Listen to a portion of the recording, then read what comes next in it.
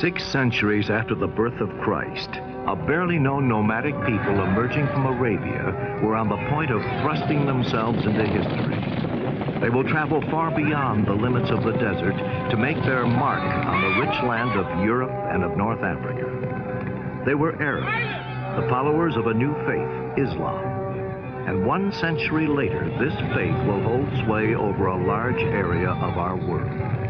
They will threaten and conquer part of the Christian empire of Byzantium, of barbarous Europe, Spain, Sicily, southern France, and part of Italy, and of the newly planted Christian faith already dispossessed of some of its oldest strongholds.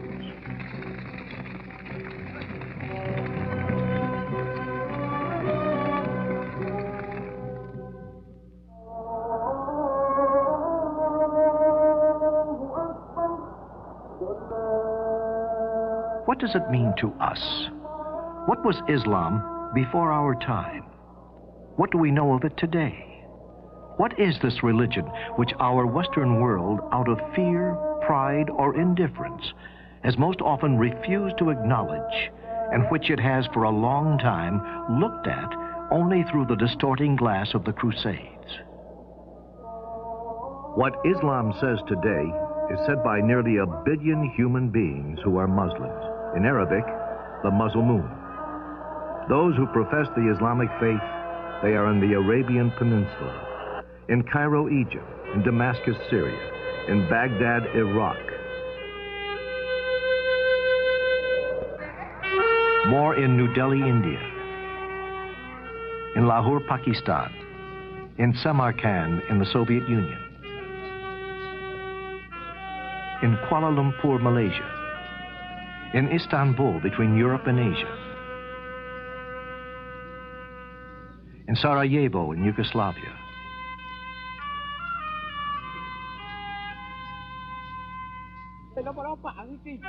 and likewise in Timbuktu, in the heart of Africa, in Paris, just as they are in the modern cities of America.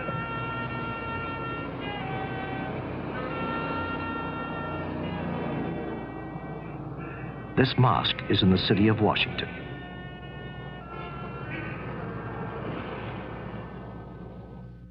Geographically, the Muslim religion reaches over an extensive portion of the earth between the Atlantic and the Pacific. Its frontiers are not sharply defined.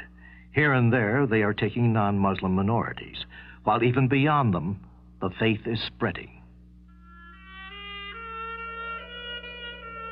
Islam has conquered some of the most isolated deserts in the world, from the Indian to the Sahara.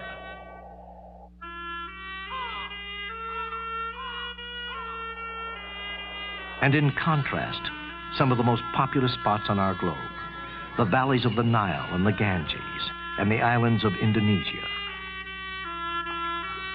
Muslim civilization extends from the unshaded eastern deserts to the high steppes of Iran, Afghanistan, and Central Asia.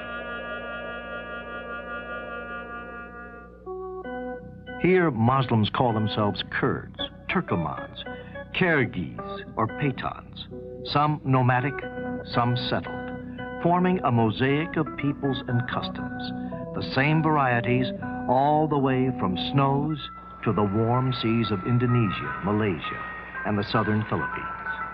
Millions of people living on faraway islands, millions more Muslims. But beyond nationality and the difference of cultures, beyond all division of politics, faith is the strong bond which links together these souls.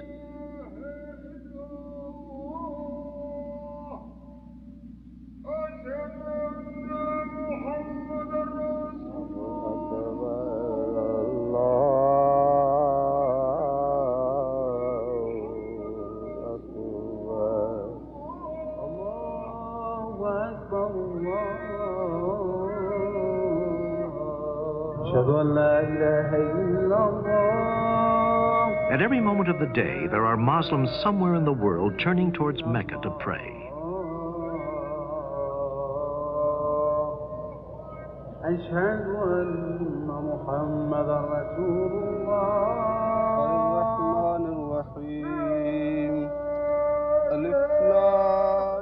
Mecca, the sacred core where pilgrims are to be found every year bearing witness to the spiritual unity, this brotherhood which knows no frontiers. The faith of Islam is gaining new territory. It is spreading in Africa, from Senegal to Somalia, from Mauritania and Chad into Cameroon and southern equatorial of Africa. But it encompasses other contrasts besides those of country, those of manner of life. At one extreme, rural communities with closely guarded traditions. At the other, modern cities.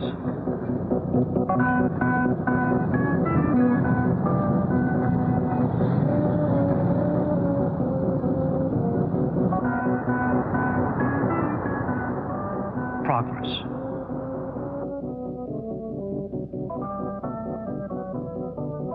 Industry.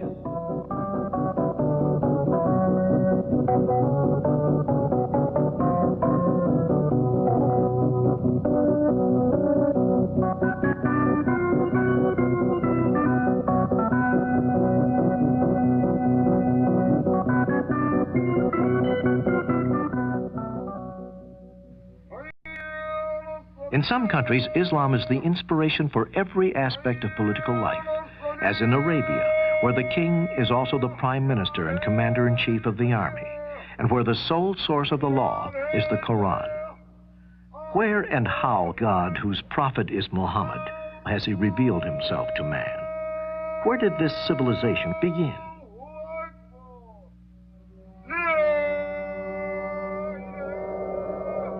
In Arabia, or as its own people call it, the island of Arabia, it is virtually an island. In the past, to travel, a real knowledge of navigation was required. Across the waves of sand and stretches of rock in the north, over the waters of the Red Sea to the west, over the Indian Ocean and the Persian Gulf to the south and to the east. Cut off from Asia and Africa by sea, and from the ancient lands of Persia and the eastern Mediterranean by the desert, this half-continent, 3 times the size of France, shows many faces, but forms in its occupants a sort of common consciousness. On the west, along the Red Sea, rises a frontier of mountains over a mile high. In the south and southwest, chains of yet higher mountains form the more fertile regions of Yemen and Hadramaut, sloping down in the center to the Persian Gulf, a huge desert plateau, a giant tableland.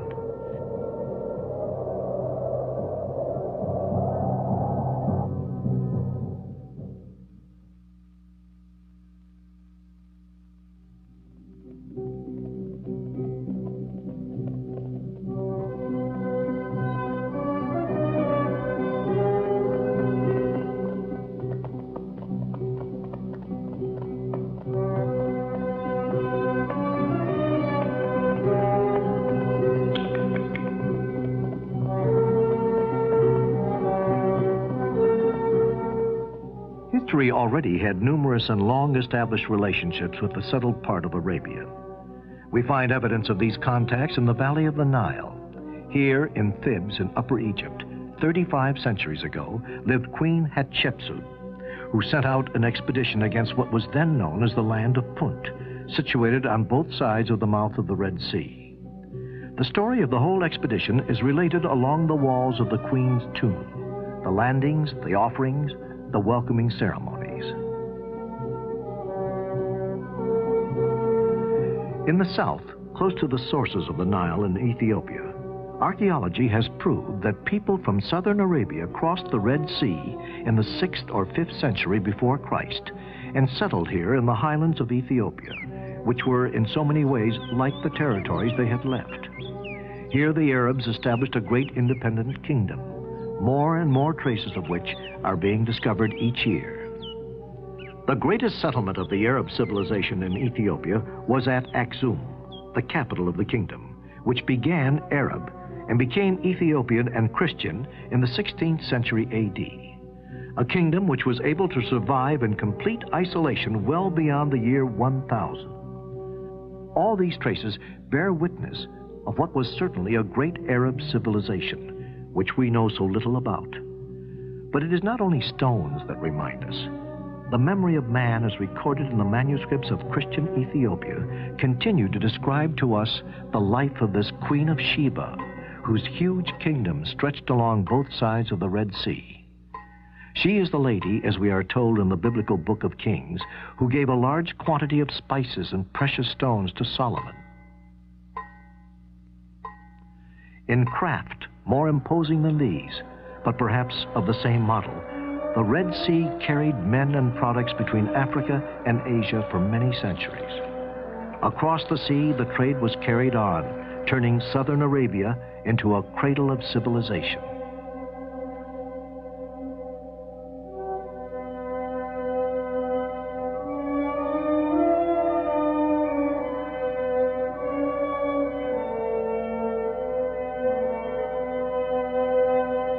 This was the Arabia Felix, the happy Arabia of antiquity, the country of perfumes, incense, and more, an enchanted and fabled land.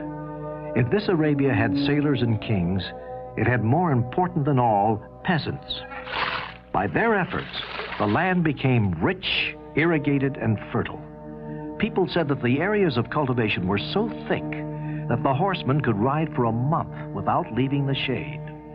The whole agricultural and hydraulic system depended upon a huge dam at Marib, of which not a trace remains.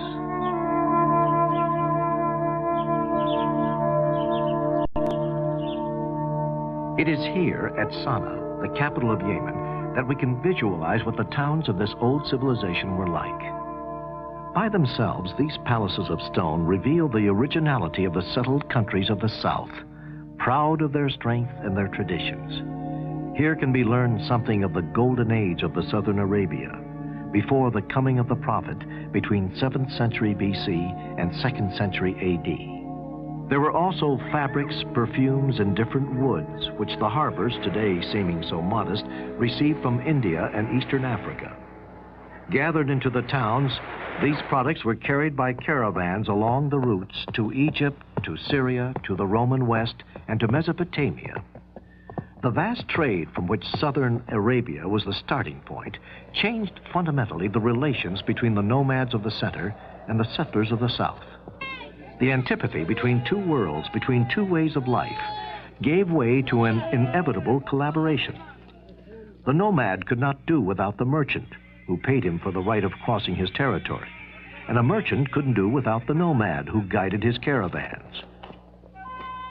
Soon the ports and warehouses of the south were in touch with the great markets of the north, the city-states of Petra and Palmyra, centuries at the gates of Arabia, nudging the economic and cultural borders of the Mediterranean.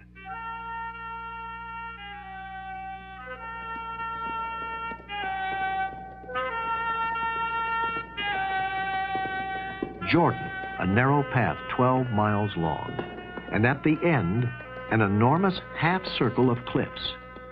This town, which can only be reached via a single road, this walk town in Petra, this town which Arab tribes called Nabateans, founded in the 5th century before Christ, was influenced by Greek culture, but even if written in Aramaic, the spoken language was Arabic.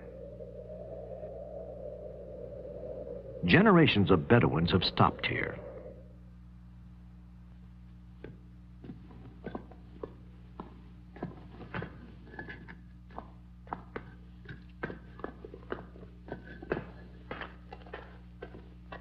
These temples, these stores, these tombs, these ruins bear witness to the busy life of a large town. A caravan port, Petra, became the capital of an Arab merchant state, which redistributed the produce of the East throughout the Mediterranean. Rome objected, made sure of her control over the town, and then absorbed it for good under Trajan in the 1st century of our era.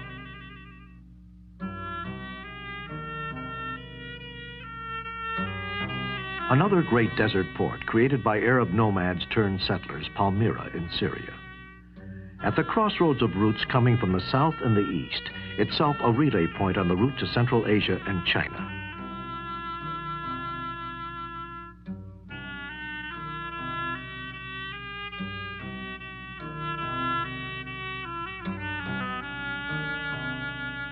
In the time of its splendor, between the 1st and 3rd century A.D., Palmyra, or as it is called here, Tadmur, was governed by a local aristocracy which made it one of the great forces in the eastern Mediterranean. The history of Palmyra, which ends with Queen Zenobia, in Arabic, Zainab, is that of a merchant aristocracy which believed it could rival Rome and Persia.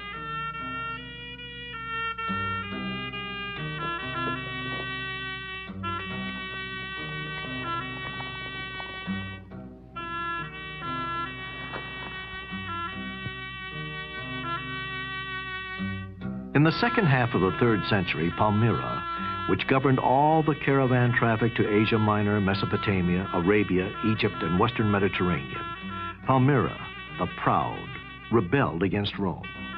A few overwhelming victories, and then the Roman war machine reacted. The Emperor Aurelian captured Queen Zenobia and led her away in chains of gold. Nonetheless, it is in relation to Persian and Roman empires in its context of politics and international trade of those times that they began in Central Arabia, in the area of the Red Sea, the economic ascendancy of a country called the Hejaz.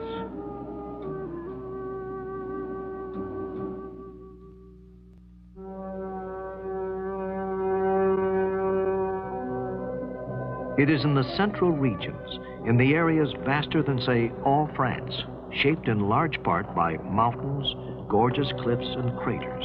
It is in this land, formed by the wind and heat with sand, that the Bedouin nomads live exactly as they have done for thousands of years. Amongst them, we are in the heart of a country that seems to have no history but today. The nomad, always on the move, finds his biggest challenge in these mountains. The peaks rise very high, more than a mile in the region of Taiz in southern Arabia. But these same mountains have found favor with the Bedouin tribes, helpful in the defense of their independence. They permit them to hold on to their two means of existence, water and pasture. It has always been as it is today. The water in this desert was to be found at distances which measured by days of travel. From here to the nearest well is 2 days' journey, and sometimes you arrive there and find no water, either for yourself or for your camel.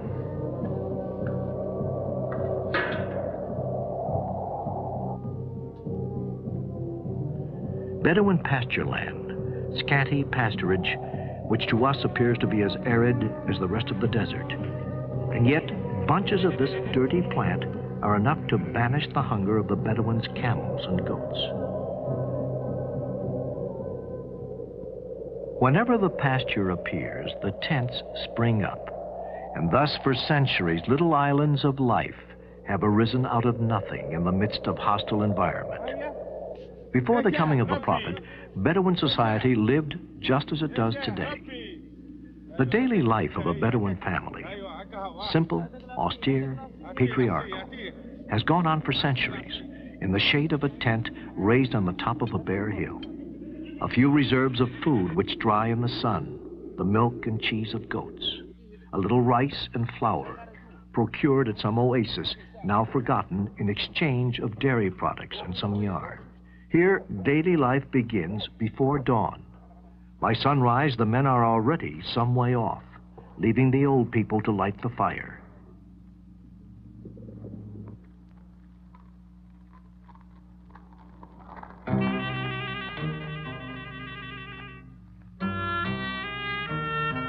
And the women to make the bread.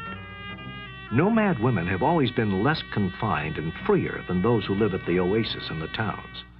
And above all, they have had their roles as mothers in a society otherwise extremely patriarchal.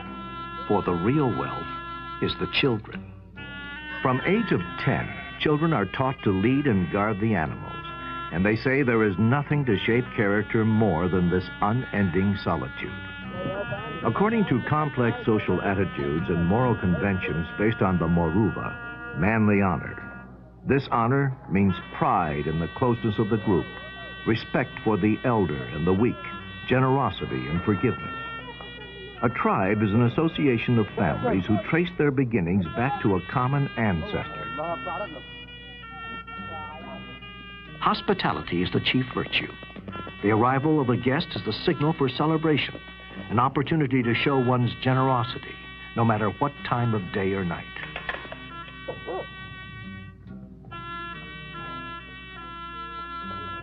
By unanimous and unspoken consent, they acknowledge the authority of a sheikh, a chief, chosen from among themselves.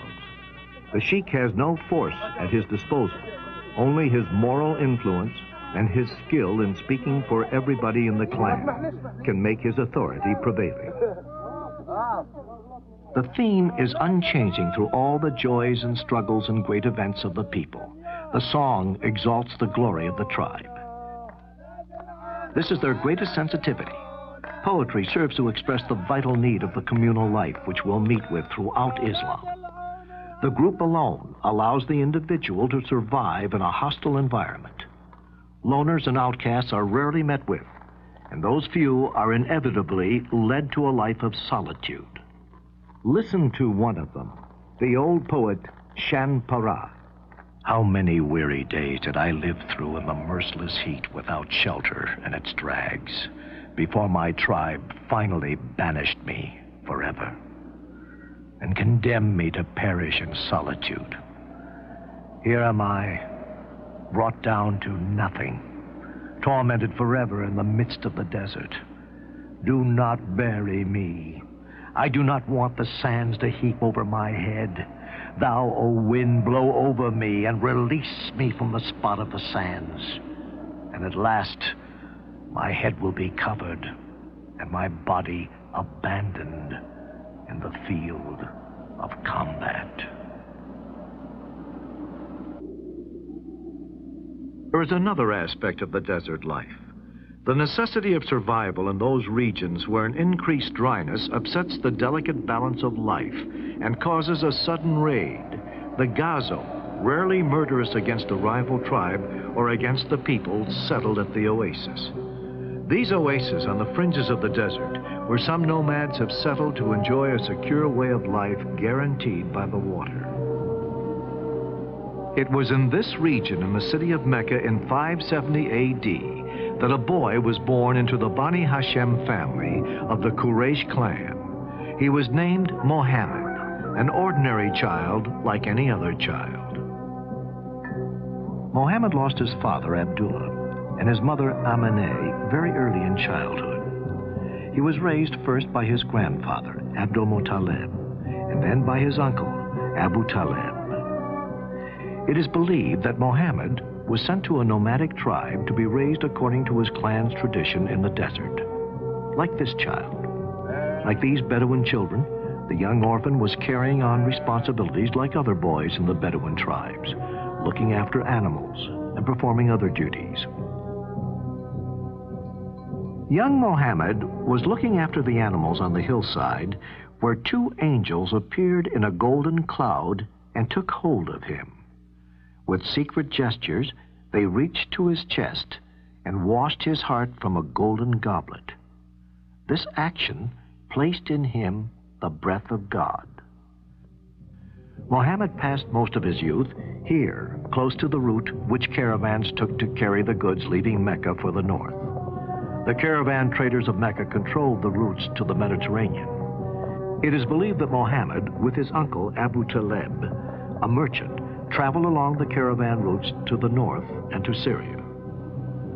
Through the years, the caravan routes from Mecca led Muhammad out of the limits of the Arabian Peninsula into the Mediterranean, where at that time not only trade was spreading, but also the great ideas were at hand, the ideas of Christianity and monotheism, the startling doctrine of one and only God. Muhammad talked to rabbis, monks, and Christian merchants and learned about Christianity and of Hebrew doctrine and of the final day of judgment. In Muhammad's time, hermits lived in caves throughout the Hejaz. Later on, Muslim tradition would say that these Arab hermits foreshadowed what was to come. They were early followers of monotheism, which would become the true religion.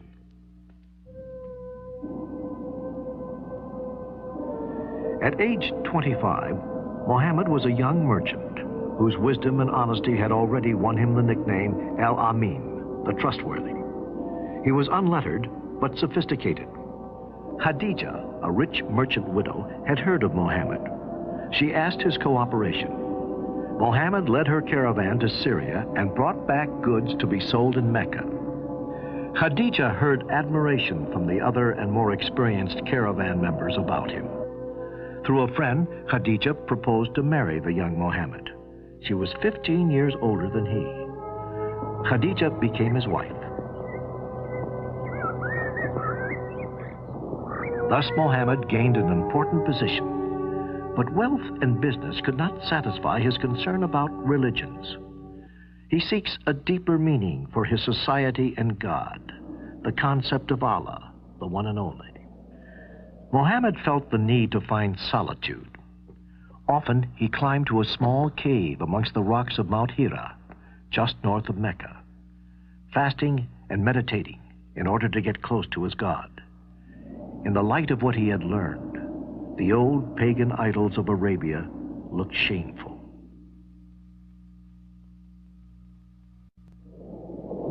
One night, in the middle of the month of Ramadan, the moment of revelation came.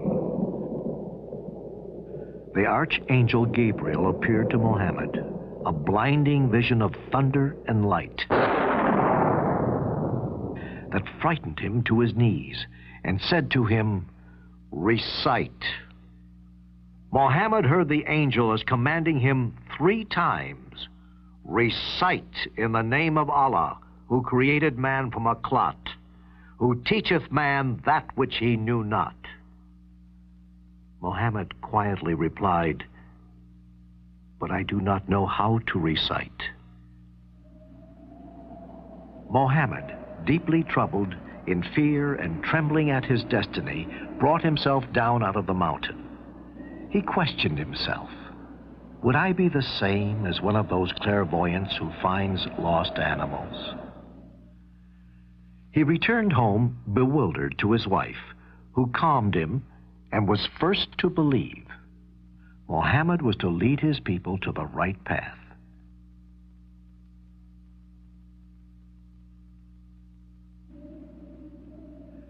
For 3 years after this day, Muhammad returned to Mount Hira, and the revelation continued. It was clear to him that the voice was a messenger of Allah, the Supreme Being, the God of Jews and Christians, the creator of everything, the creator of stars and sky, mountains and seas, moon and heaven, and man, who must appear before Allah on the day of final judgment. At the time, the Kaaba was dedicated to many gods, the chief of which were the 3-in-1, Allat, Uzza, Manat. Muhammad begins preaching to his people. Kaaba is a sacred house built by Abraham, the prophet of one God, the father of Jews, Arabs, and Christians. It must be cleansed of man-made idols. Punishment soon comes to those who have refused to hear the word of Allah. Those of you who worship these idols are pagans. A few close friends of the prophet understood this message. But more important, it went straight to the heart of the poor people, slaves, the laborers, and all the others who were humiliated by the class-conscious merchants of Mecca.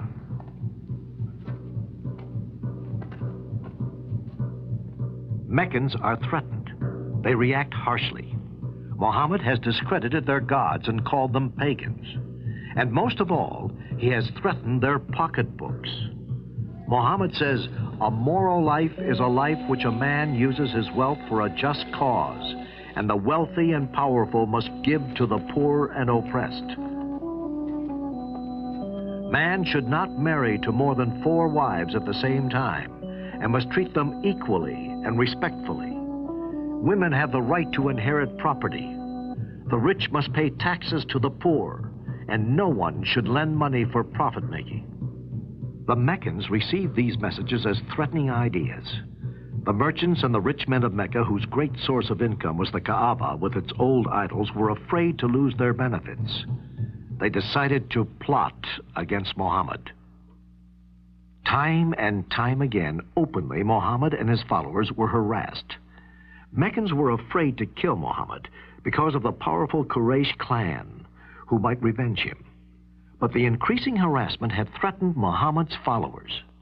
In addition to these problems, now his wife, Khadija, dies. Muhammad gathered his followers quietly and told them to leave Mecca.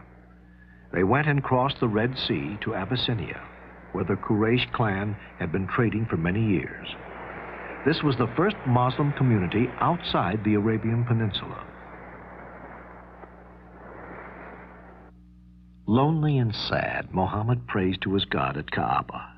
Suddenly, the archangel Gabriel appeared again, took him up, gently placed him on the wing of a fabulous creature, among other angels, flew him to Jerusalem, and then lifted him up into the seventh heaven, where Muhammad spoke to the past prophets Abraham, Noah, Moses, and Jesus. The angels brought him back to Kaaba, where Muhammad proved the truth of messages of other prophets. But Mecca was busy plotting against Muhammad, and each tribe took part in a conspiracy to kill Muhammad and his followers. It was a time for yearly pilgrimage to Mecca. Yathrib, an oasis 200 miles to the north, had already heard of Muhammad's messages of brotherhood. They decided to send a delegation to Mecca as pilgrims, but secretly they must meet with Muhammad and invite him and his followers to their town.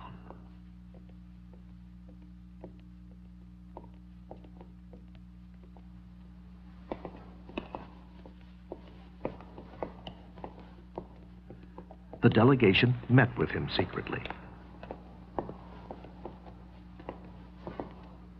Meccan conspirators became aware of these and set the time for action for the next day. But they were too late. Muhammad and his followers slipped away from Mecca. Under the veil of moonless night, mounting camels, they embarked for the oasis of Yathrib. This immigration, which is called in Arabic Hijra, starts the first year of the Muslim calendar. It took Muhammad and his followers several days to reach the safety of Yathrib. They had traveled fast, avoiding the main caravan route and water wells.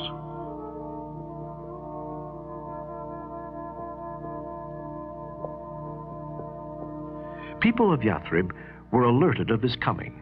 A small band of Muslim converts living at the oasis were waiting for him. When Muhammad arrived there, they shouted, "He has come! He has come!" Tears staining their cheeks. They offered him their homes, but Muhammad said, "God will guide my camel to a chosen spot." His camel stopped and kneeled near a small barn. Here Muhammad, with his own hands, with help of his followers, built the world's first mosque.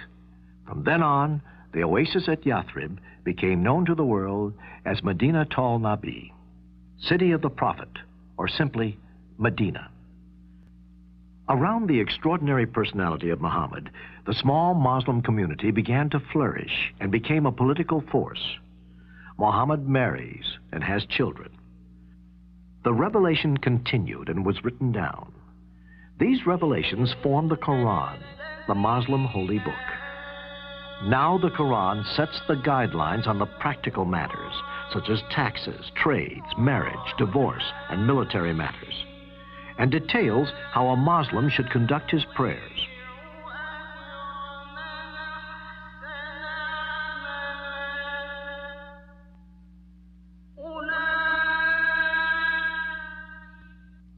Allah commands Muhammad to make a war against non-believers. The first target was the annual caravan moving south from Damascus. 1,000 camels full with goods. The Meccan merchants were forewarned of the Muslim plans, and they rushed in reinforcements to defend the caravan.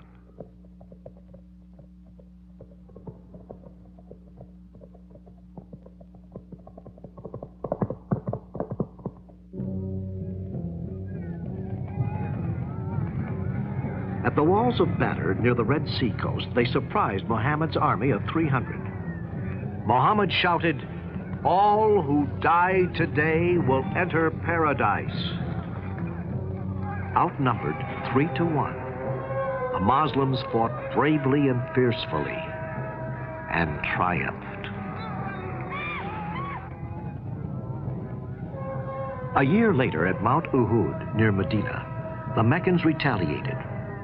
History records 27 raids.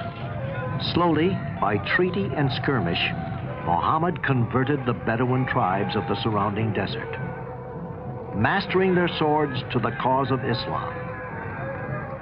After almost 2 decades, Muhammad the Prophet re-entered his native city, Mecca, now leading an army of 10,000. Mecca was surrendered without a fight. The Prophet walked to the Kaaba, touched the black stone, and made the prescribed 7 circuits. He ordered to smash the idols. He declared a general amnesty, and Meccans swore allegiance to the Prophet of God.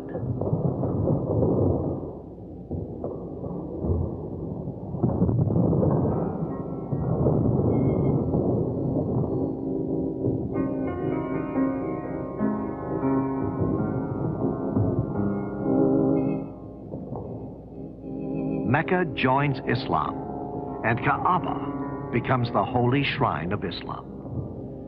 In respecting the Kaaba, Muhammad avoided hurting the feelings of his compatriots of Mecca. The old forms of pilgrimage were kept, but quietly changed. Within 2 years, much of Arabia was united under the banner of Islam. But the Prophet's mission was nearing its end. Back in Medina, he fell ill, weakening in each passing day. And finally, on June 8th, 632, in the arms of his favorite wife, Aisha, Muhammad whispered his last devotions, then peacefully surrendered to Allah's will. Aisha's father, Abu Bakr, gave the news of his death. "Men, may all those who knew Muhammad learn that he is dead. May all those who worship the God of Muhammad know that he is alive and immortal."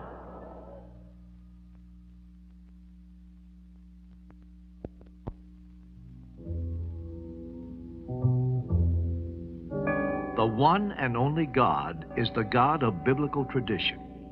Muslims believe in God, in what has been revealed in Abraham, in Ishmael, in Isaac, in Jacob, in what was given to Moses and Jesus, in what was given to the prophets on the part of the Lord.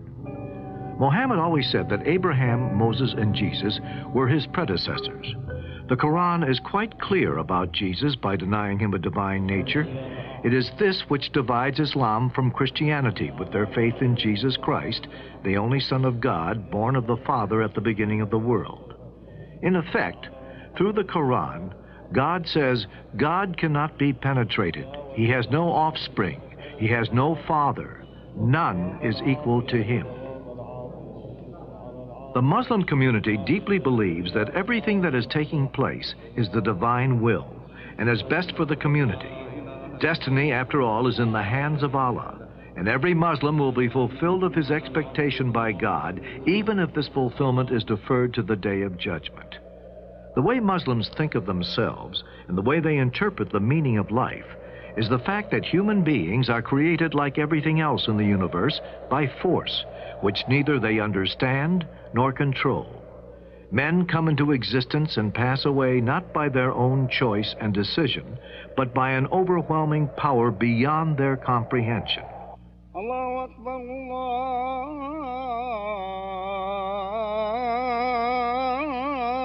Allahu Akbar. Ashhadu an la ilaha illallah. Ashhadu an la ilaha illallah.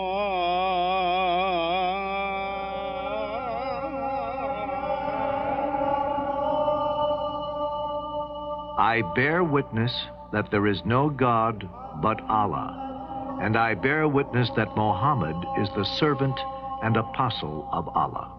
The profession of the faith the first pillar of Islam, means to believe that there is no God but the divine supreme creator of everything. The second pillar is prayer, which holds this community together by means of certain common gestures in their worship and turns men's minds towards their Creator. Islam has fixed the number of daily prayers at 5. Dawn, midday, afternoon, dusk, and evening. Prayers are said in bare feet, with the face turned to Mecca. But these prayers are said only after the compulsory rite of purification. There are no altars in the mosques. Its minarets and domes stand over empty spaces which hold the mystery of God. A niche indicates the direction of Mecca, and so of prayer. Sermons or readings from the Quran are given from the pulpit. Islam has no priests.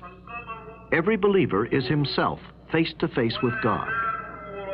Anyone can lead prayer or preach, however little the community judges him to be worthy and able. As the center of prayer and the meeting place for the whole community, a mosque presupposes a city life all around it. And so a mosque built today in the heart of the city reminds us of what the prophet foresaw in the beginning. His word addressed to the people of the city, the tradesmen, craftsmen, and workers.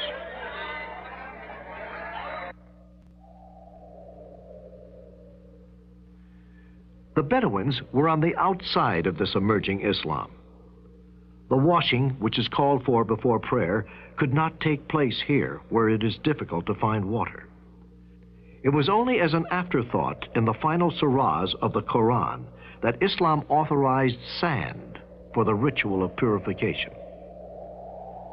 And the nomad's prayer is often solitary, and it was these same Bedouins who assured the early success of Islam.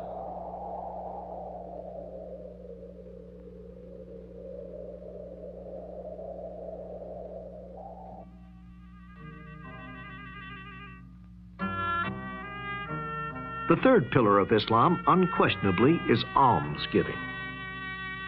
O believer, give out in alms whatever is the best of your possessions. It is good to give alms by the light of day, but to give them in secret is better and brings greater forgiveness. Empty squares and empty streets. This is a town in Islam which is usually busy, but which we have arrived at during the month of Ramadan. The fourth pillar of Islam is this month of fasting, more faithfully observed than Lent in the Christian world. It requires the faithful to refrain from food and drink from dawn to dusk, in spirit of sacrifice and purification, and out of respect for this month, when the revelation came down to the earth for the first time.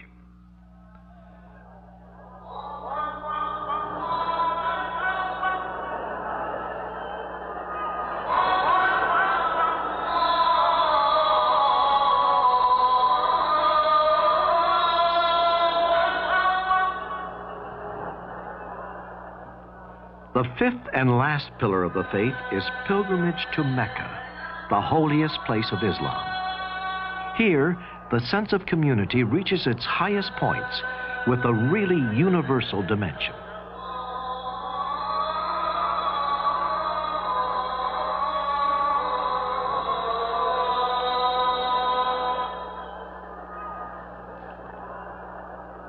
Looking at this crowd, so mixed in nationality, culture, and wealth, we have to put to ourselves a question. How has Islam kept this unity for 13 centuries? This belief in the soul of God, of whom Muhammad is the prophet. To Islam, it was Abraham who built the Kaaba and placed the first house for the true God. Some rites in this pilgrimage also carry the memory of Abraham. There is the night before reassembly of pilgrims at a place called Muzdalifah. The pebbles they are looking for will be thrown at 3 rocks tomorrow. For Islam, these rocks are the one where the devil stood and tried to persuade Abraham from giving his son for sacrifice. And these pebbles represent the ones Abraham threw at the devil to chase him away. Another ritual is connected with this portico, which links to hills called Safa and Marwa. The pagan Arabs made this portico the seat of mysterious natural forces. But these pilgrims we watch following the ritual of walking back and forth 7 times bring back the memory of Agar, the reputed wife of Abraham, looking for water for her son Ishmael. It was at Mecca, on this hill of Arafat, which is now one of the final points in the pilgrimage of the faithful, where Muhammad, already sick, gave his last sermon in the year 632 of the Hijra. Men, listen to my words and weigh them in your hearts. I have fulfilled what was intended for me in this life, and leave you a cause which is clear. You will take pains never to lose it, for it is the book of God and the law of his prophet. Listen to my words. Know that every Muslim is a brother to all the others. A faithful Muslim believes that the law of Islam is the essential of his religion. In Islam, law is more important even than theology. To understand Islam thoroughly, one must understand Islamic law.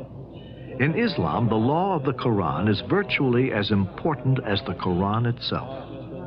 The religious law sets guidelines and governs the life of every believer. Violation of the Islamic laws is not only considered a commitment of a crime, but also is considered to be a sin.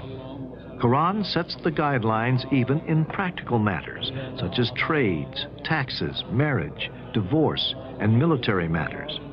In trading, for example, Quran forbids taking interest and prohibits any speculative transaction, any transaction that results in unjustified profit-making of one party.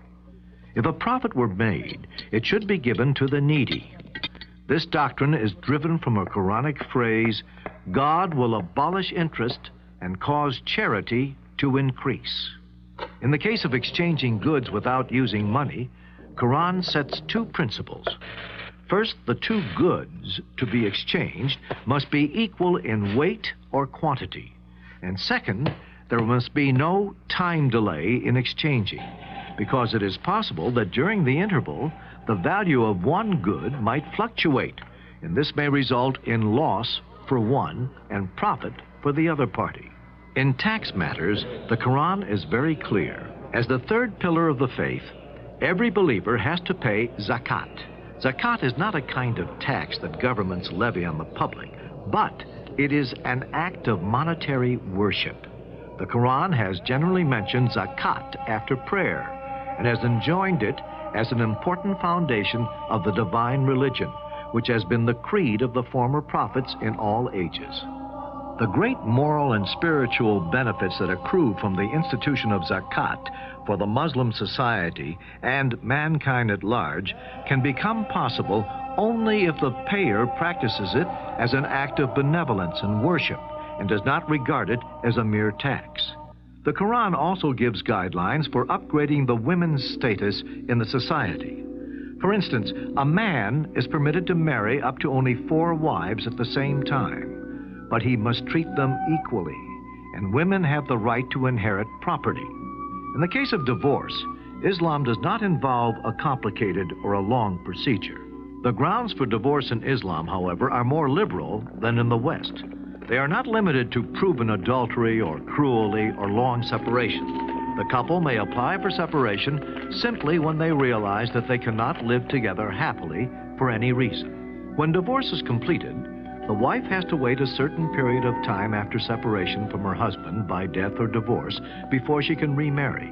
This waiting is to determine whether she is pregnant from her ex-husband before she remarries, and thereby guard against confusion of the paternity of the child, but also to give the woman an opportunity to relax and somewhat forget her former association. The Quran also sets guidelines for alimony. A divorced husband has to pay for the full maintenance of his divorced wife for the full waiting period. This period is 4 months and 10 days for non-pregnant women, and in case of a pregnancy, until the child is born. In the case of custody of children, Islam prescribed that the mother who is not incapacitated by a mental, moral, or religious cause has the first right to custody of her child, boy or girl, until the child reaches the age of 7, when the right of custody reverts to the father. The father has to support the child until such time as he can manage by himself, if a boy, or gets married, if a girl. A girl does not have to earn her own living. Her support is the duty of her father until she marries.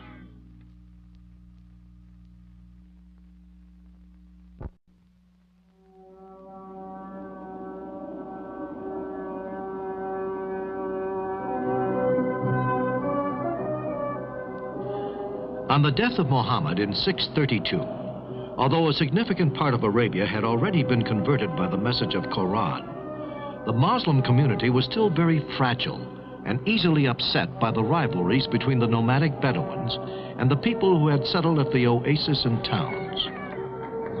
There was also a quarrel between the inhabitants of Mecca, the guardians of the Kaaba, and the people of Medina, who were proud of being the first to embrace Islam as a thorough religion. At the heart of the family itself, amongst the first companions of the Prophet, ambitions were beginning to show themselves. There was a problem of a temporal spiritual succession to the Prophet. The word Caliph means successor in Arabic. Was the Caliph just a substitute chosen by the community as the most worthy and authorized only to defend and to apply the thought revealed by the Prophet? Or, on the contrary, was the Quranic message much more, an inspiration continuously renewed through descendants of the Prophet, whose successor was to be not only the leader of the community, but also the source of religious law? These two divergent attitudes of the young Islam would make themselves felt throughout its history.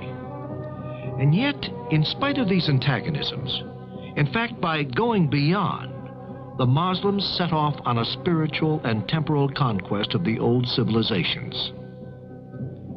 Do not yield yourselves out to the infidels. Struggle against them, drawing strength from the Quran. Fight the agents of Satan. His traps are truly weak. The word of God made the inhabitants of Arabia forget their squabbles and transformed them into historical figures. The reasons for the overwhelming victories of young Islam are partially beyond our knowledge. How did the Arabs come to break out of their desert at a single stroke and abandon the life they knew as merchants, caravan followers, and shepherds? There was a sudden explosion of energy, reaching further and further in successive waves, and the conversion of the conquered country was measured by the enthusiasm of the warriors and genius of the leaders. If 20 bold men are to be found among you, they are worth 200. If you have 100, they will be worth 1,000 unbelievers. Facing the attack of a handful of ill-equipped nomads, the two great empires of Byzantium and Sassanid Persia revealed themselves as impotent. The first 4 caliphs, successors of the Prophet, were Abu Bakr, father-in-law and companion of the Prophet, who died from an illness 2 years later.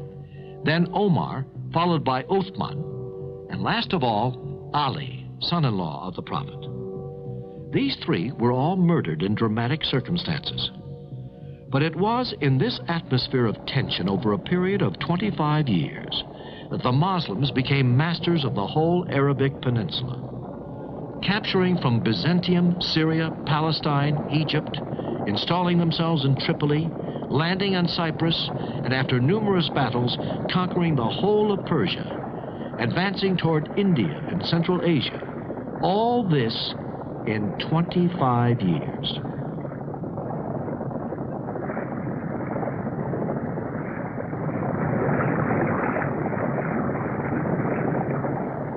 To account for such extraordinary successes, the High Middle Ages finds no explanation other than divine will.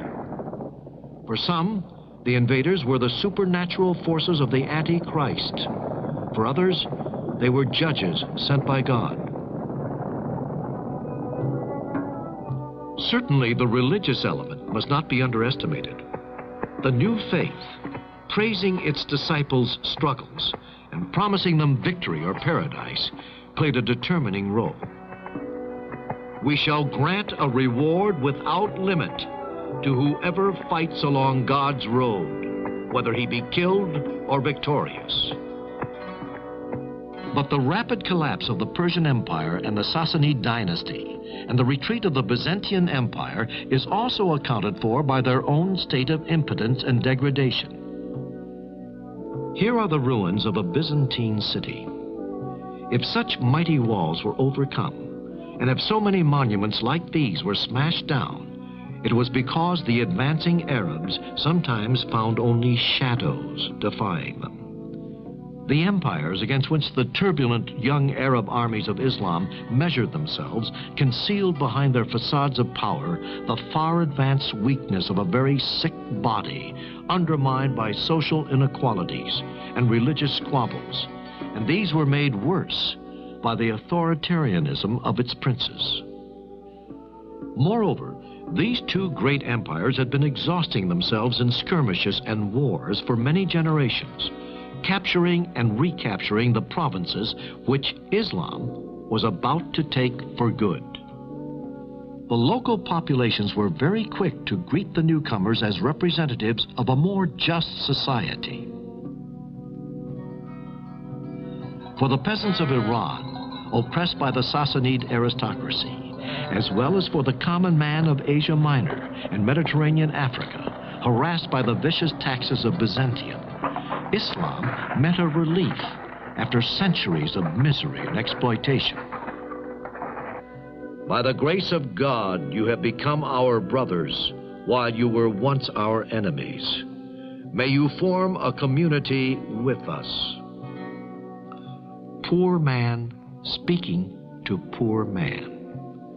They recognized each other and understood each other, having already been acquainted since the time when the Arab shepherd, caravan driver, or merchant had lingered on the outskirts of the cities.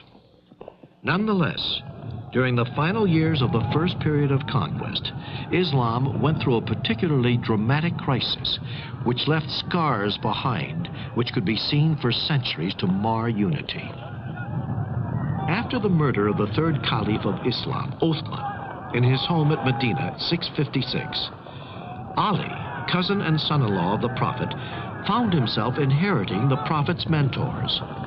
Although Ali was easily able to defeat partisans, encouraged by Aisha, one of the Prophet's widows, at the so-called Battle of the Camel, he was obliged to come to understanding with the head of the Umayyad clan from Mecca, who was the Arab governor of Syria and Egypt.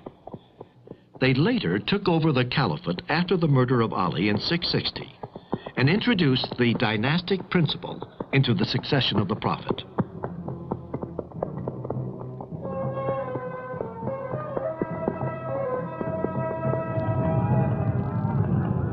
The Umayyad dynasty was to govern the destiny of Islam for nearly 100 years. During its predominance, the conquest would be continued towards the west after desperate battles against the barbarous tribes of the Maghreb.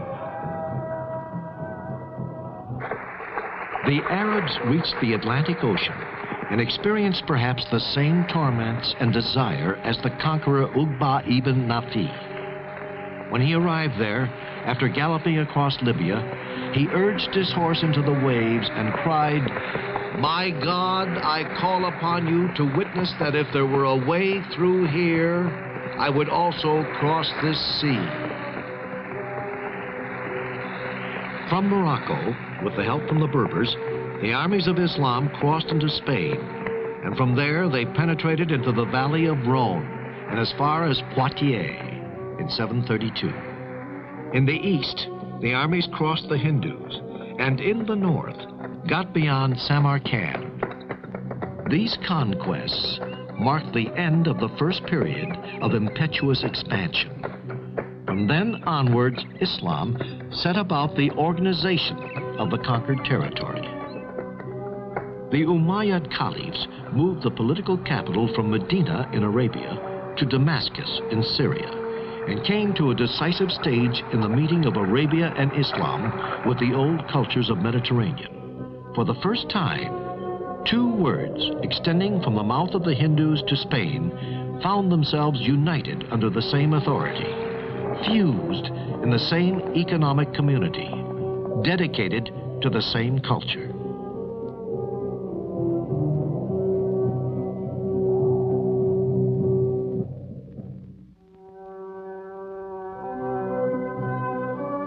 The first result of this new Islam in the years after the conquest is the building of cities. Cities everywhere, always bigger, always more of them.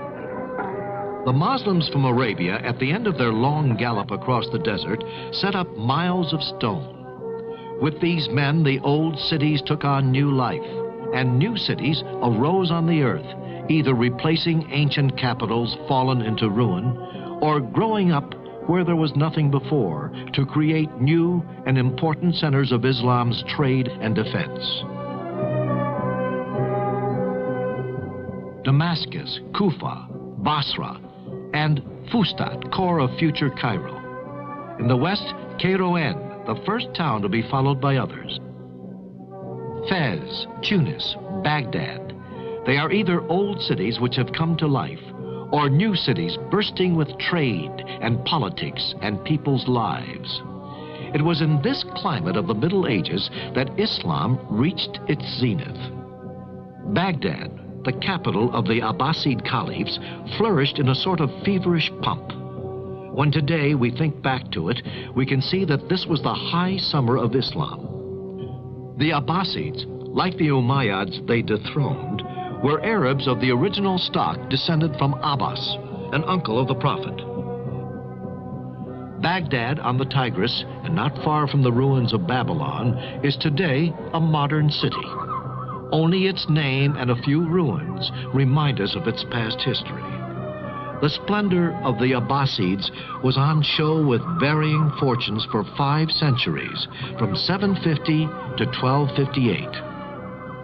The Abbasid period was characterized by intense activity in all branches of learning and of art. Baghdad, which had become the capital of world culture, gathered the best scholars, philosophers, and poets from the East, with the encouragement of the great caliphs. We have all heard of Harun al-Rashid, the prince of the 1001 Nights. But there was also al-Ma'mun, who lived at the time of the zenith of this culture and science. And the whole Muslim world was united. Abbasid science is Arab because it is written in Arabic, and because the Arabs in creating Islam and the empire were wise enough to promote a renewed interest in the science of the ancient world.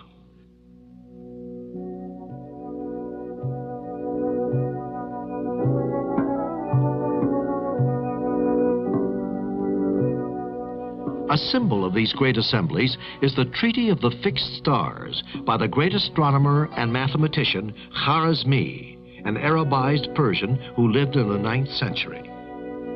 In the work of Khwarizmi, there was something new, 0, and the numerals we call Arabic, or as the scholar himself called more correctly, Indian.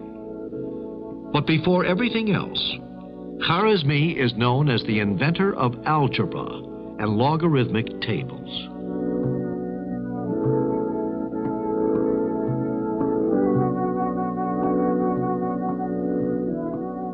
Maps of the heavens stand opposite those of the earth. They are drawn up to show the trade routes and to point out the way to provincial officials who are returning to their posts. But they were also drawn from sheer scientific curiosity. Muslim geographers determined the length and the degree on our globe and took pains to correct Ptolemy's map. Here is a map of the Mediterranean with Italy and Sicily, drawn by Idrisi, a geographer of the 12th century. The south is at the top, and it is only by turning it upside down that we can discover the features we are familiar with today. This is the University of Kuwait. Above the entrance are the words from the Quran.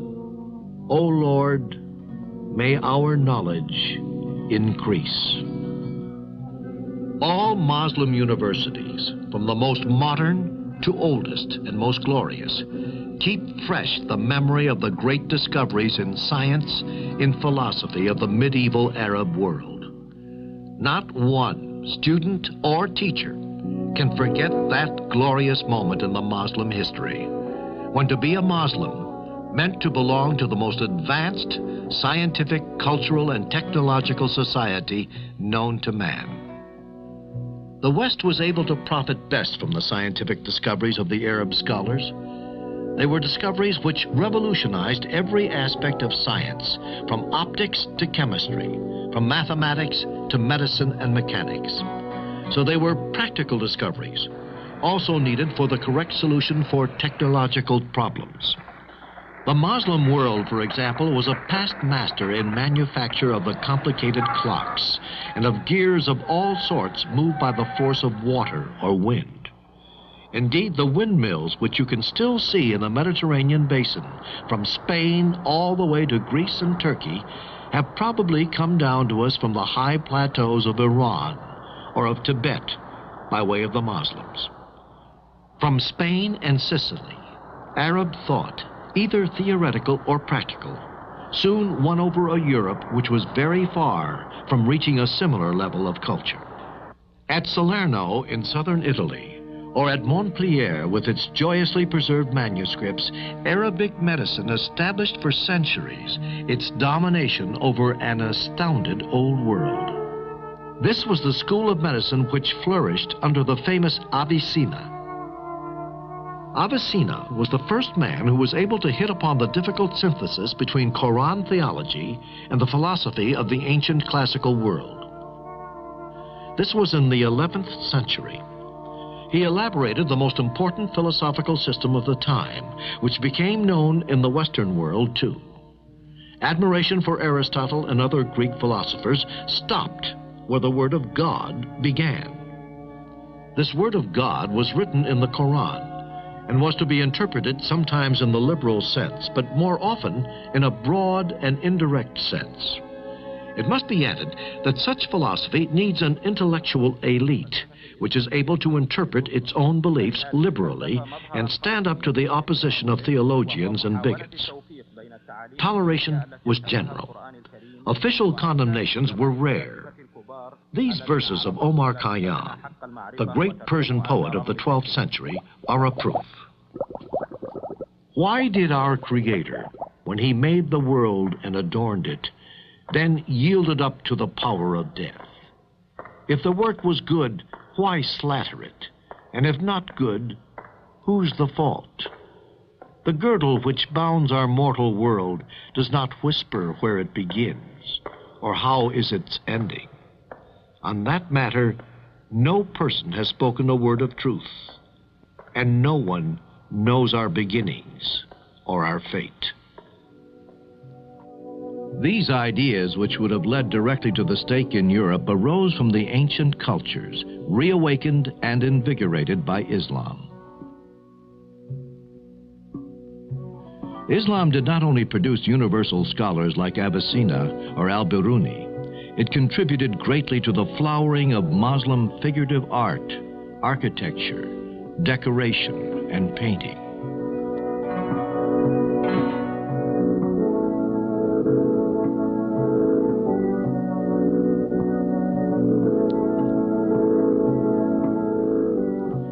When you speak of Muslim architecture, you immediately speak of international art. This architecture arose in the same way from Islam's meeting with the old civilizations which surround her, most of all, Persia and Byzantium. The Arabs found a way to assimilate this new world, which was emerging as the result of new needs of the faith and community life. And they made of it something until then unknown.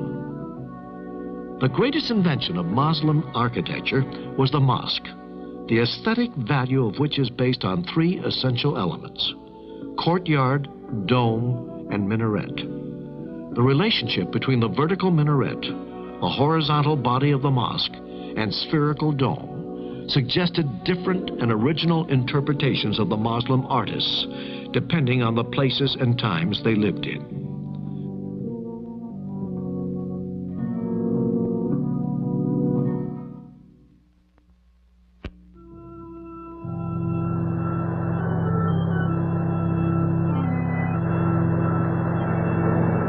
Starting from Morocco in 716 and helped by Berber troops, the Arabs shut off the Mediterranean and crossed over into Spain. They were commanded by Tariq ibn Ziyad, whose story gave a name to a giant rock, Jabal Tariq, which became Gibraltar to our ears. Undermined by rebellions and dynastic squabbles, Spain broke apart. For a time, the Muslims were even across the Pyrenees in the south of France near Marseille.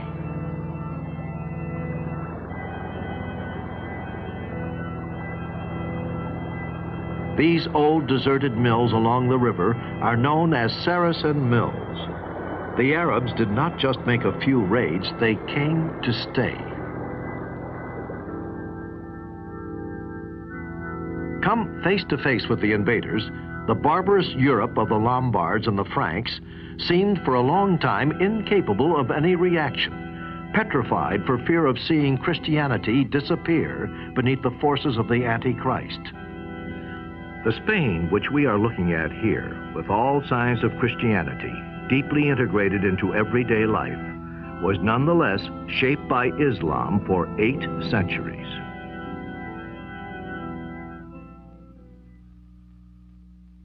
The conquest was easy. The first route was towards Seville and Cordova, through the valley of the great river, the Wadi al-Kabir, known to us as the Guadalquivir. Better than any other monument, the mosque at Cordova, which is now a cathedral, speaks of the Arabs in Spain and of their lasting influence. Over the years, the courtyards, facades, and rooms have undergone many changes. So the mosque, cathedral, is like a great book, open to show us the vicissitude in taste, in political and economic power, and in faith. But we must go inside if we really want to sense the Arab past of Andalusia. Built in the 8th century by a descendant of the Umayyads of Syria, the Amir Abd ar-Rahman, the mosque was continuously enlarged and decorated by his successors. In these double arches, rising from the columns and tracing up 2 different curves, you can see a symbol of the union of the arts of the West and the East, brought together to contemplate the mystery of God. This Muslim Spain was called by the Arabs Andalusia, Al-Andalus, an Arabic reference to the Vandals who lived in Spain. The Tower of Giralda in Seville was one of the greatest glories of Muslim Spain, and also signaled the beginning of her decline.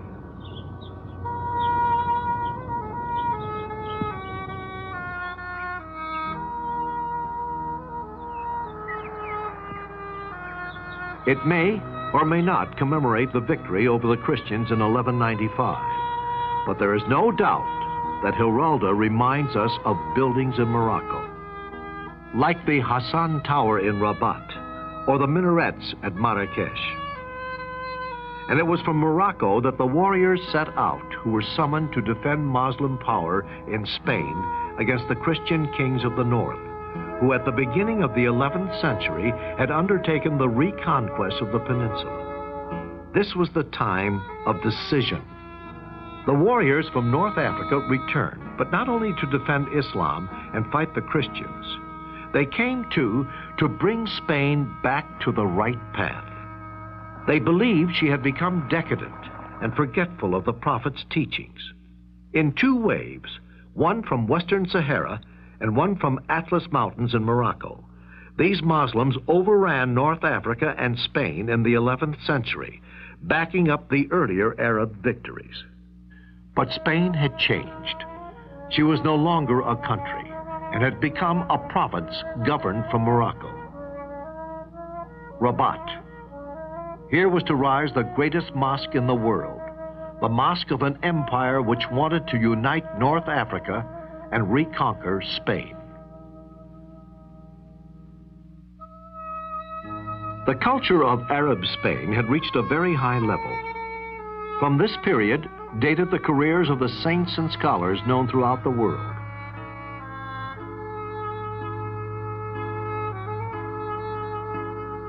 This valley, called Las Navas de Tolota, saw the beginning of the ruin of Muslim Spain.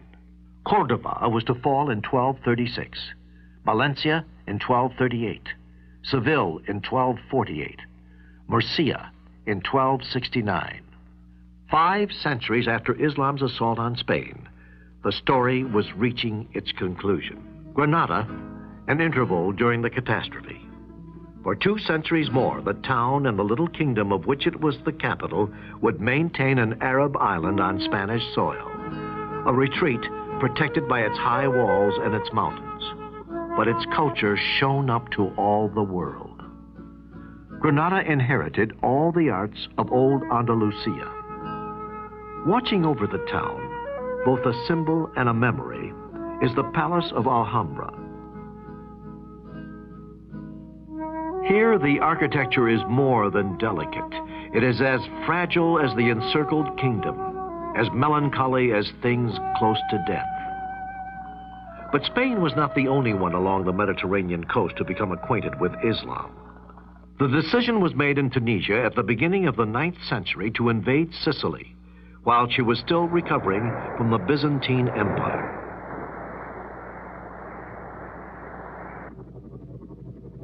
The expedition was set out. 2 centuries were enough to make the island a beacon of culture in the Mediterranean.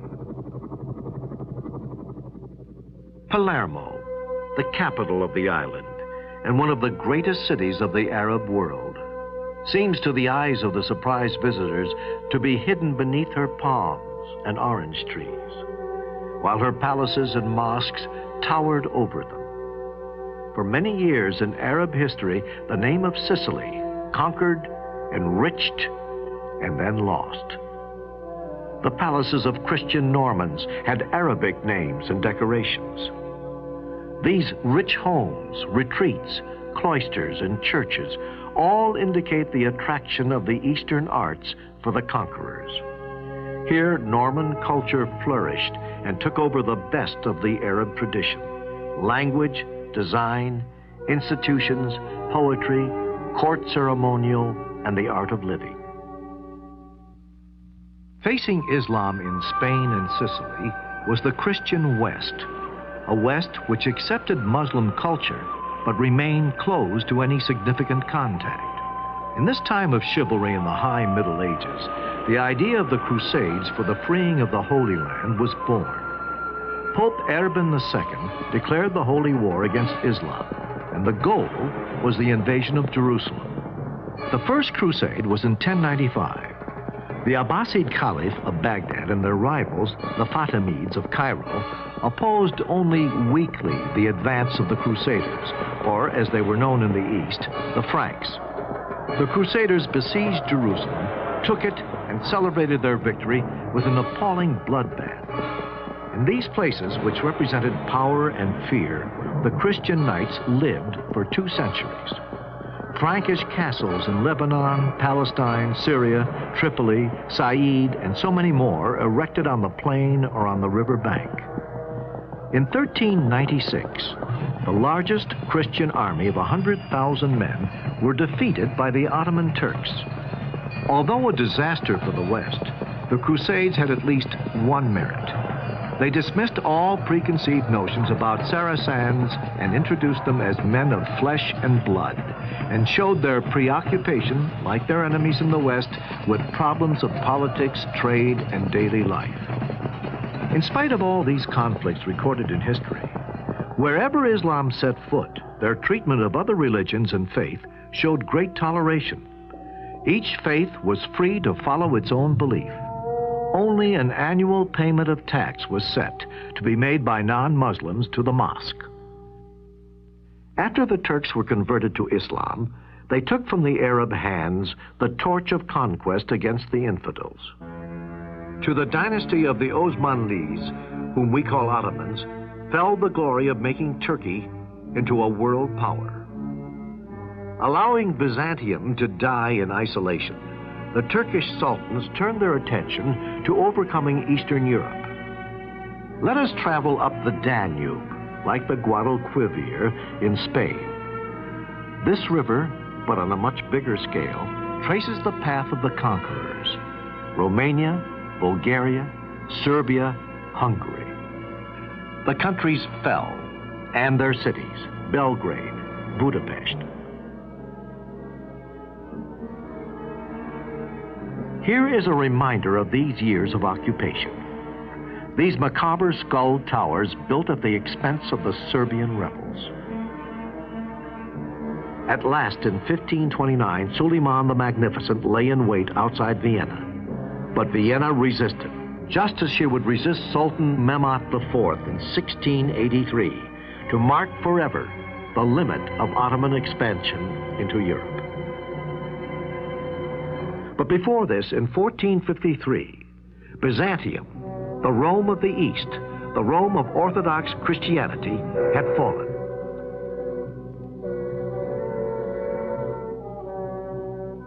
The violence of the conquest has been forgotten.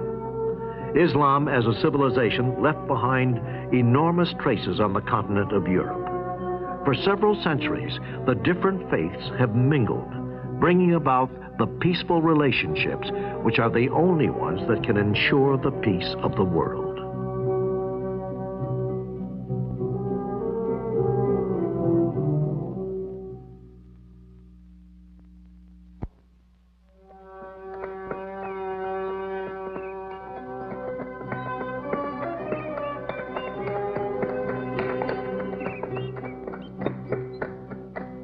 From here, the Muslims, bearers of the word of the Prophet, made themselves known in successive raids along the valley of the Hindus, and then throughout all India. These were bold excursions, the results of which came to be of more and more importance for the future of India. On the high plateau of Afghanistan, which is battered by the winds, they built triumphal towers. Nothing, or almost nothing, remains of the glory of Ghazna, the town from which, round about the year 1000, the real Muslim conquest of India began. Ghazna today is scarcely more than a big market town for trade and agriculture in a sparse countryside a mile above sea level. Who would imagine that these streets and bazaars had known their hours of glory and high culture? In these years, when northern India was regularly pillaged, Ghazna was the meeting place of poets, artists, and philosophers arriving from all corners of the Muslim world. At Ghazna, every year when spring returns, the people partake in a game of strength and skill, where the ferocious spirit of the Turco-Iranian cavalry, which once swept out across India, seems to revive.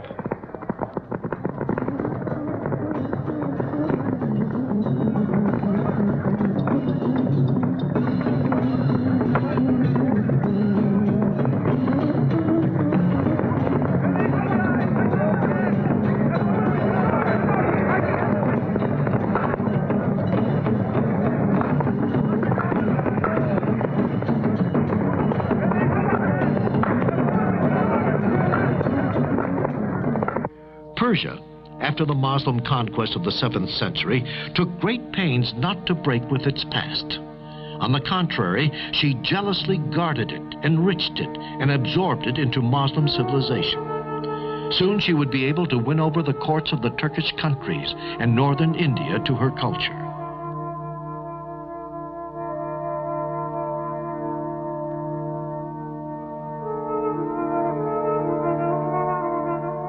Pagan, Persia, and Islam, Iranian culture and the Arab Quran, art and dance, poetry and Turkish traditions, they all make up a mixed and adventurous culture. Impeccable warriors they may have been, but all the same, the invaders of India were not ignorant barbarians. The attacks on India were often just raids, after which the aggressors went back to their mountains in the northwest. The special story of Islam confronting India was going to be for centuries one of a mutual attempt to convert each other. The first conquerors sleep now at Fatah in Pakistan, side by side with their distant successors, the Mongols.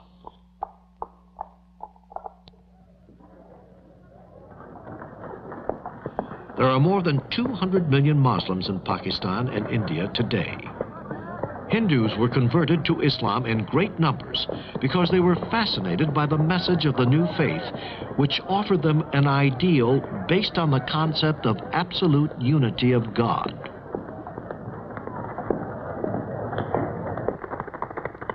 The idea of equality of all men in their religion was also very important. Wherever Islam won through, the ridiculous and inhuman caste system which have humiliated the Indian people burst apart. Except for the northwest and the northeast, which were to become Pakistan, and where there were many conversions, Islam recruited principally from the middle classes, which had everything to gain from a strong and immense empire: craftsmen, merchants, and scribes. Below them, the world of the peasants remained unchangeable, poor and fanatically attached to its Hinduism.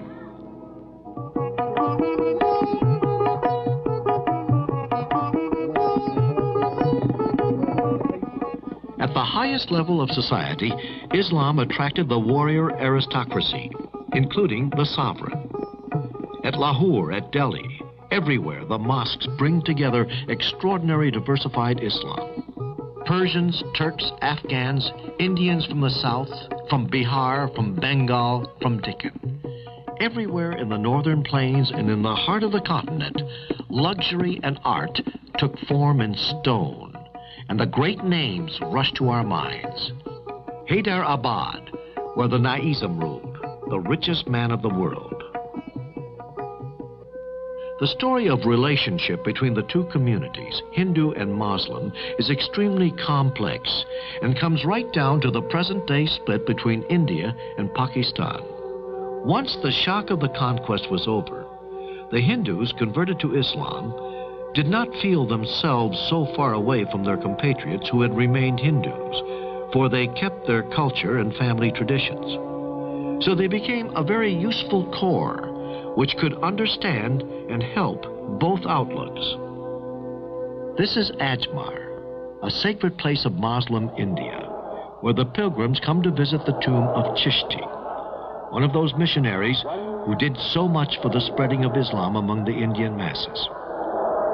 The enormous influence of these missionaries and the quiet impact they made on millions of people played perhaps a more important part than the military conquest which conventional history so often stresses.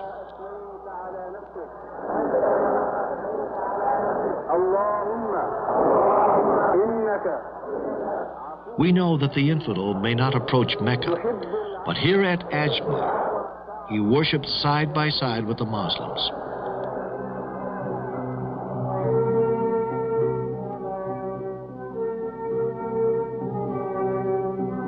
The starting points of the trade routes to the Far East were the coasts of Malabar and further to the west, southern Arabia, the Red Sea, and the Persian Gulf. Islam's ships followed the monsoon routes and looked very like the ones in use today. From such dockyards as these, the brave sailors had sailed as agents of a far-reaching trade and as missionaries of their faith. Their memories embody forever in the Sinbad of the 1001 Nights.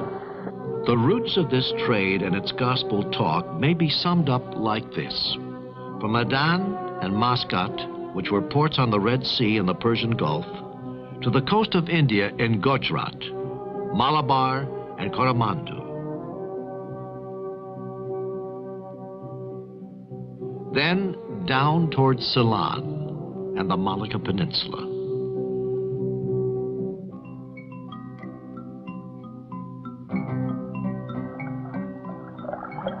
Muslim families live in the port of Hong Kong.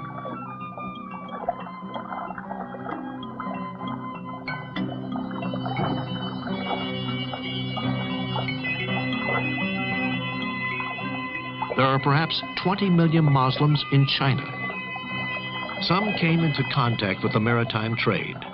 Others in the north and interior were affected by Islam ventures into Central Asia, or by the merchants on the Silk Route.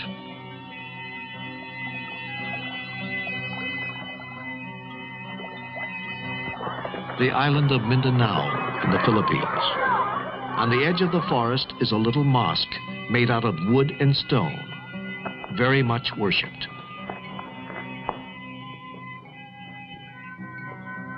This is Talax Angay, the most easterly point Islam ever reached. By starting from centers like this, Islam ensured itself of a peaceful conquest of the archipelagus. But if a time was to come for scholars and missionaries in the Far East, Islam continues to be most noticeable in the person of those who led the way, sailors and merchants. Active and enthusiastic, but not torn apart by theological arguments, but skillful and compromise, these first Islamic missionaries knew very well how to reconcile the beliefs of Islam with very old local customs. Their success in business had taught them about people.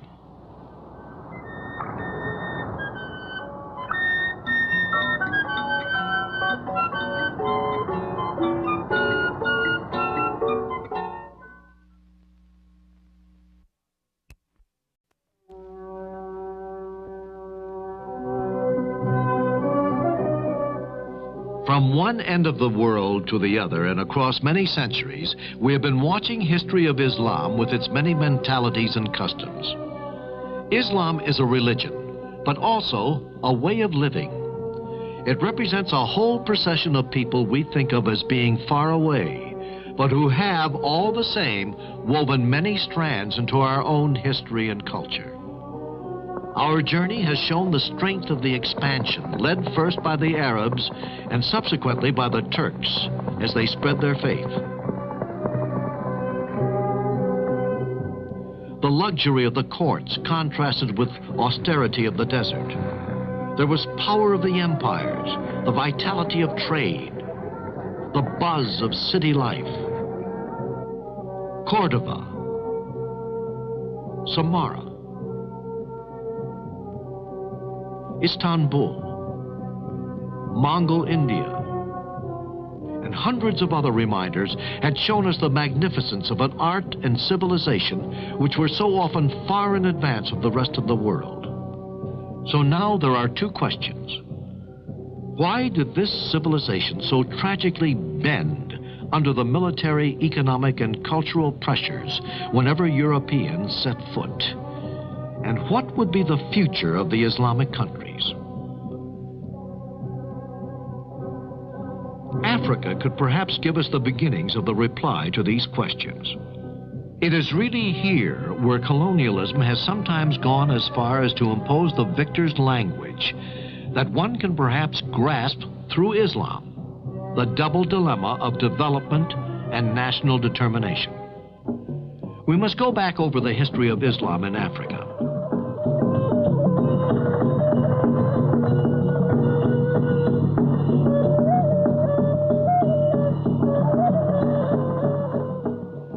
Aside from the north of Africa, the great route of Muslim penetration was in the east, where Islam is doing no more than continuing a story which has been going on for a long time along the Indian Ocean and towards the Upper Nile.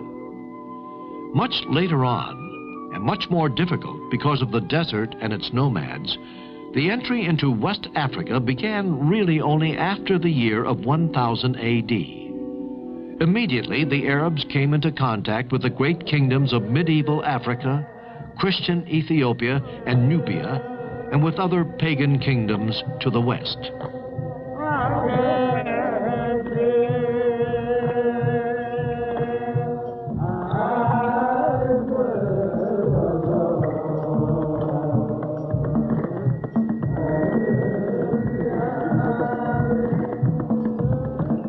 In Western Africa, on the other hand, they had complete success. In 1706, against the capital of Ghana, then came the turn of a new empire to the east of Ghana, much more open to the influences of Islam, the Empire of Mali.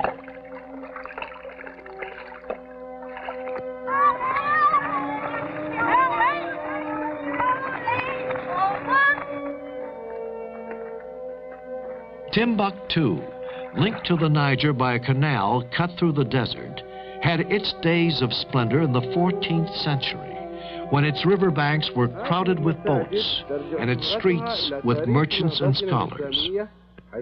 These mosques are famous in the history of our Muslim civilization.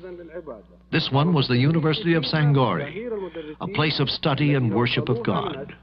Here, famous teachers from Spain, Syria, and Morocco were active, and the libraries here were so rich in material that the city was called the capital of Muslim thought and culture.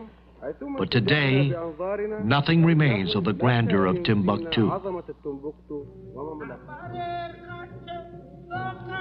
The history of Africa, which is so often misunderstood by Europeans, also had its humanism, which under different circumstances might have enriched the culture of our world. But it happened that when there was contact between paganism and Islam, the relationships were primarily forced ones. First between African slaves and the Christian or Islamic world, and then between colonized Africa, either pagan or Muslim, and the occupying European powers. The slave trade, carried out for 5 centuries by both the European and Islamic countries, deprived the black continent of millions, of tens of millions of human beings.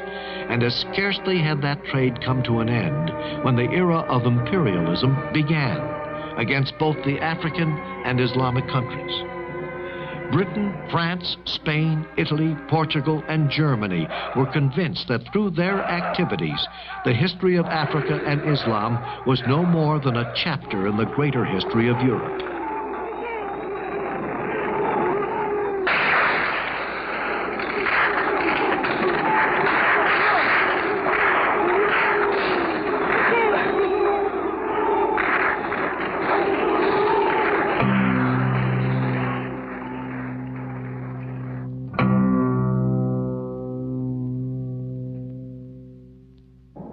So Africa today, aware of its own history, faces the dilemma of foreign intervention.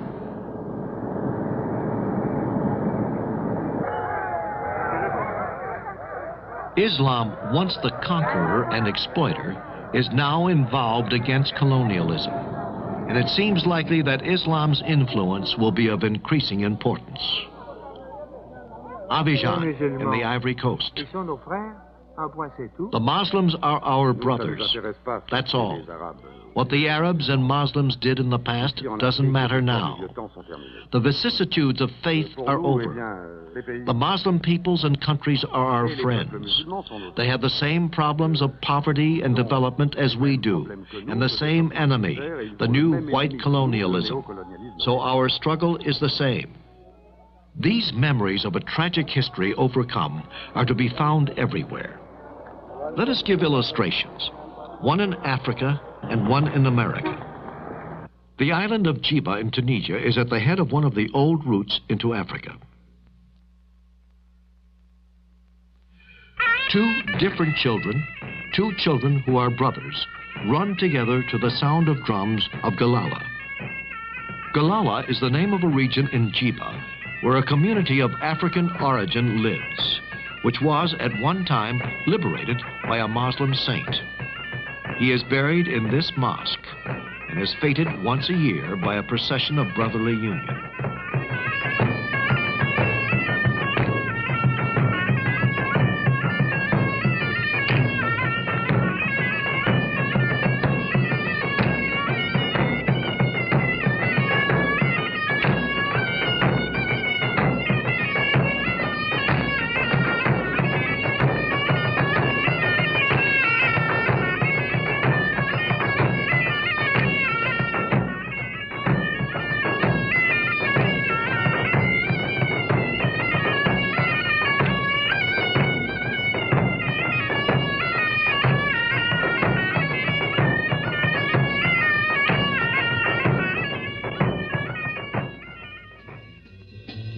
In America, a sect of black Muslims have been created of the descendants of former slaves.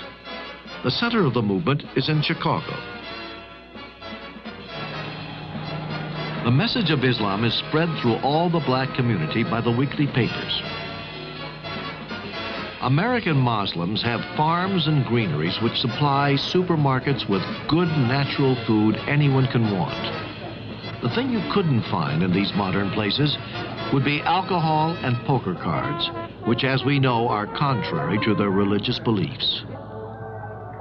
These initiatives, springing a real dignity, have allowed the black Muslims to see the number in their community grow all the time. Following the routes of conquest and trade, Islam has continued to penetrate the African continent. We Muslim traders stop in villages and little towns where we win respect and friendship. We try to give an example of dignity and to demonstrate clearly, by means of an orderly and respectable life, that to be a Muslim is reason to be proud, whether you are facing Europeans or Africans not yet converted. Once upon a time, the missionary traders were Arabs.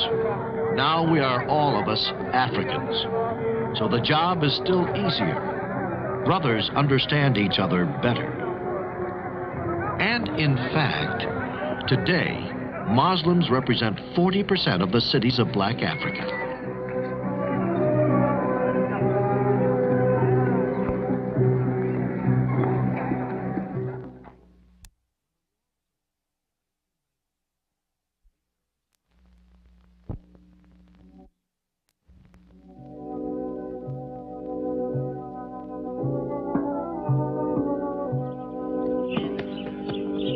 Is Islam keeping pace with the adjustments necessary with the needs of modern society?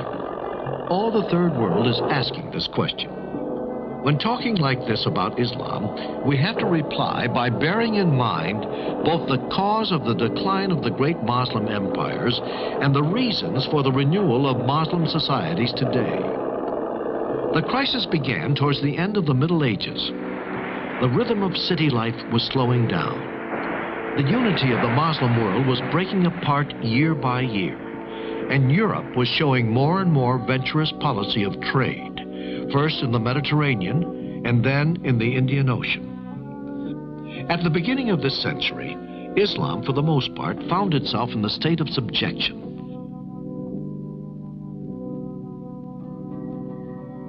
After taking a back seat in the world's history, Islam today is free after struggles which took various forms. The impetus to independence and the form it took depended in fact on the type of colonial domination and on the degree of culture and economic development. But everywhere the battle for liberty went on in the name of national identity, sometimes with the added weight of Islam. And this nationalism very often took the form of holding up before the foreign power the very principles which she preached herself: liberty, equality, the right of the people to determine their own way of life, their own culture, and the use of their own resources.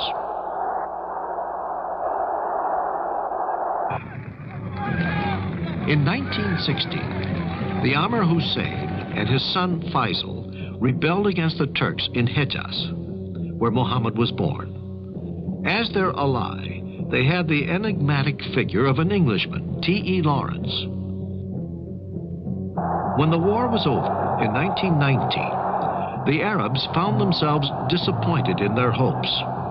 France and Britain divided up the remains of the Ottoman Empire. Then the people themselves, so long prepared and ready for their liberty, took over from the princes.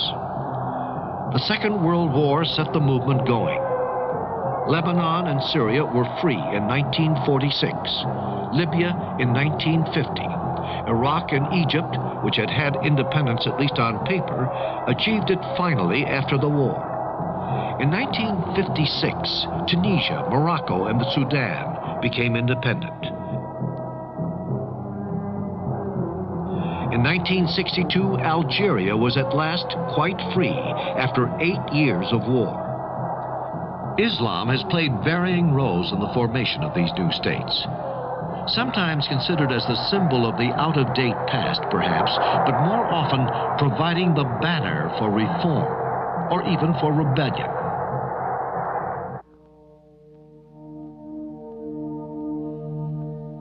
the plains of Arabia, the legendary desert, and the most modern of treasures, oil. Kuwait, Bahrain, Saudi Arabia, but also Iraq, Iran, Libya, Algeria. These countries alone provide 60% of the world's oil. This fantastic and sudden wealth bursting through in countries with a very traditional society has completely upset the way of life which has remained unchanged for centuries. These walls were the city limits of Kuwait, our city, a typical small Arab town, then center of a modest caravan trade until the Second World War. This was the gate into the city. Beyond here is the Kuwait of today. Walls and gates have been preserved to remind us of the past.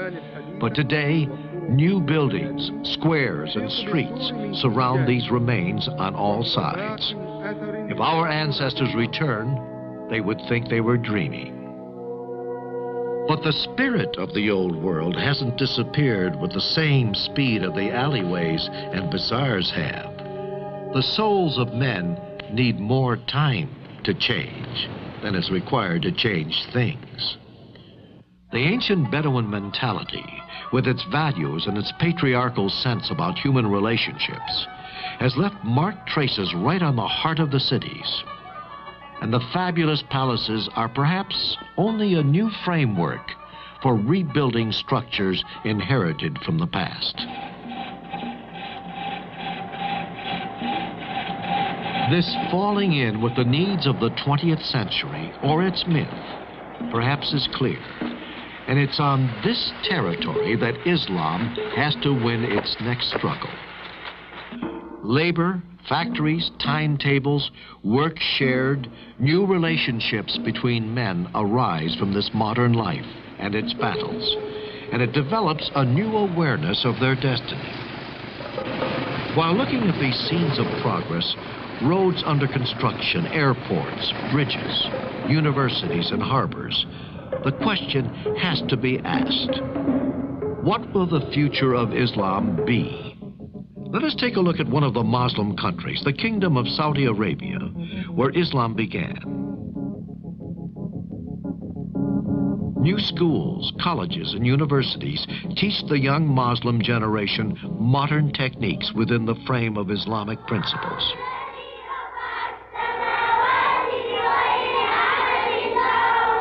From early age on, the children are strong in their faith for the benefit of themselves and the society. These are the teachers, nurses, doctors, and the scientists of the future. Although advanced industries are flourishing, modern methods and machines do not alter the enduring values of Islam. Modern medicine, which has derived so much in the past from the fundamental discoveries of Arab physicians and surgeons, is now universally available.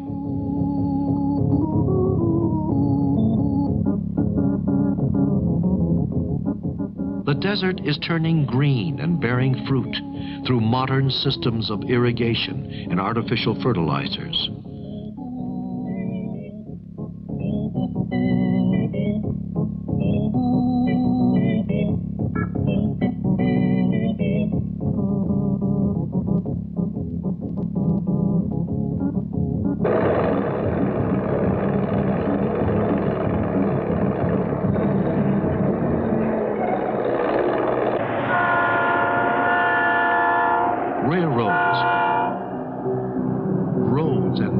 Of highways throughout the desert and mountains, now connecting all the cities and towns of the neighboring countries.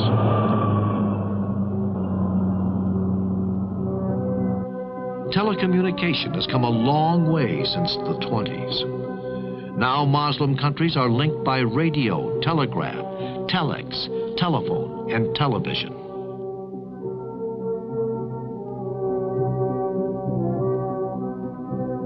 Permanent Earth satellite stations throughout the Muslim world, the Pan-Arab Satellite, serving Arab nations from Morocco to Iraq, with headquarters in Riyadh. This is the headquarters of Saudia, the airline of the Kingdom of Saudi Arabia in Jeddah, the nerve center of the entire organization, with ticketing and reservation section and sophisticated computer system for day-to-day business and long-term planning, countrywide and beyond.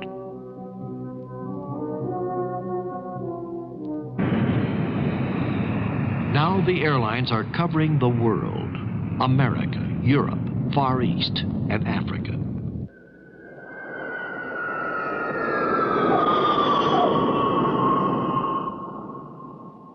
One thing is certain. With the stimulus of progress, Islam, like Christianity, will change its face, and in doing that will change the culture of which it's the bulwark. But it is not only the universities. Everywhere amongst the people, there is an enormous quest for knowledge. Today, the youth of Islam is going to tackle the world with the same enthusiasm which once urged their fathers onwards to conquer. A double enthusiasm for freedom and faith. Today, their union includes nearly 1 billion people who, through the Quran, affirm their membership in a single community. In many professions, these people are conscious of a certainty. It is a certainty which came to them in the 7th century, but which remains of value as a guiding principle for life and as a light for the future until the end of time, no matter how modern the world. There is no divinity but God, and Muhammad is the prophet of God.